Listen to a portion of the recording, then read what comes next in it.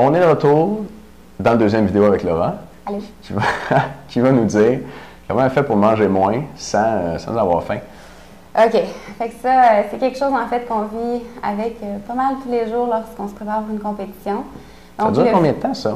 Préparation à compétition de même, là? Ça va dépendre. Nous autres, c'est environ 2 mois, 3 mois, dépendamment où est-ce qu'on est à 3 mois de la compétition. Donc, notre but, veux pas, c'est qu'on maintienne une belle composition corporelle à l'année longue pour pas, justement, faire une grande restriction pour une grande période de temps.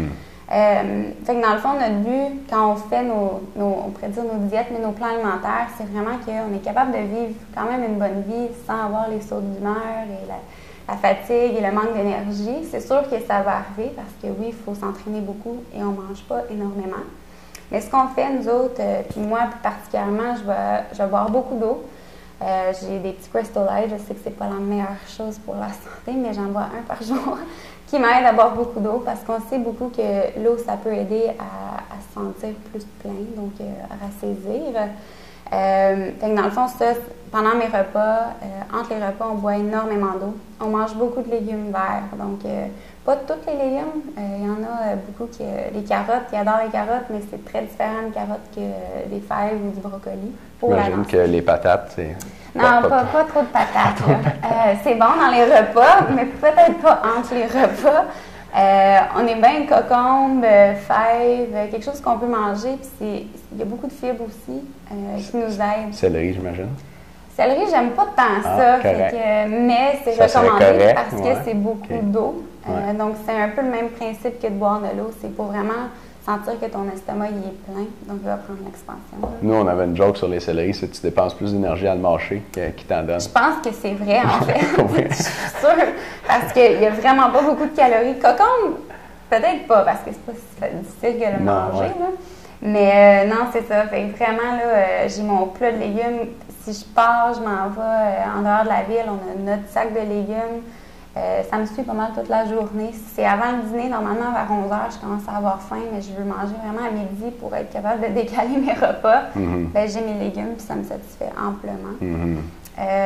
Aussi, ce qui est super important, c'est moins au niveau alimentaire, mais beaucoup au niveau du support. Donc, il faut que les gens autour de vous comprennent, dans le fond, pourquoi c'est important pour vous de perdre du poids ou de restreindre vos calories. Peu importe votre objectif, parce que ce qui est plus difficile, ce que j'ai trouvé difficile, c'est que les gens autour de nous, tu sais, prends une bouchée, c'est pas grave. Peux-tu goûter? Ça va rien faire. Ouais, mais moi, quand je commence à en manger un, j'en mange 10, là, parce que ça fait longtemps que j'en ai pas mangé. Fait que les gens, c'est super important. Je te dirais, les gens auprès de moi, au début, ils comprenaient pas. Tu sais, c'est pas grave, ça change pas grand-chose, mais quand je prends beaucoup de temps pour m'entraîner et dépenser ces calories-là, c'est super important de ne pas trop en manger non plus pour défaire ce que j'ai accompli. Mais je te dirais, la première fois qu'ils ont compris vraiment, c'est quand ils m'ont vu sur la scène pour la première fois, en petit maillot de bain, et ils m'ont dit « Ouais, OK, finalement, je peux comprendre pourquoi tu passais à côté des craquelins ou que ce soit qu'ils m'offraient. » Fait que c'est super important que les gens autour de vous vous aident, d'avoir un copain ou une copine à côté de vous, puis ils mangent des bonbons, mais moi, il allait dans l'autre salle pour un petit instant. Fait que c'est sûr que ça, c'est vraiment drastique, là, côté compétition. Mais dans la vie de tous les jours aussi, c'est super important si vous êtes capable de trouver quelqu'un aussi qui a le même objectif que vous, de travailler ensemble. Fait que ça l'aide. Oui, j'ai une histoire qui me revient en tête. Il y a pas longtemps, j'étais à l'OSM, en fait, avec une amie qui veut perdre du poids. Puis là, j'ai offert de prendre un verre, tu sais, parce qu'ils en vendent sur place. Puis elle m'a dit, ah non, c'est l'été qui arrive et tout et tout. Puis là, après le concert, on se demandait quoi faire, tu sais. Puis là, encore une fois, naturellement, je pense qu'on a tendance à dire, on va aller prendre un verre ou on va aller manger une bouchée ou quelque chose. Mais à la place, on est juste allé prendre une marche, puis ça a fait la job quand même, tu sais. Non, c'est ça. C'est de trouver des activités.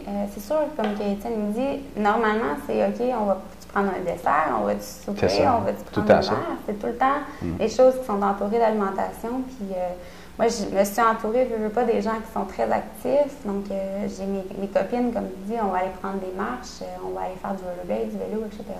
Ou même juste venir à la maison, puis on a une bouteille d'eau au lieu d'un verre, là. Fait que c'est sûr que ça, c'est super difficile parce que l'environnement nous aide aucunement. Oui.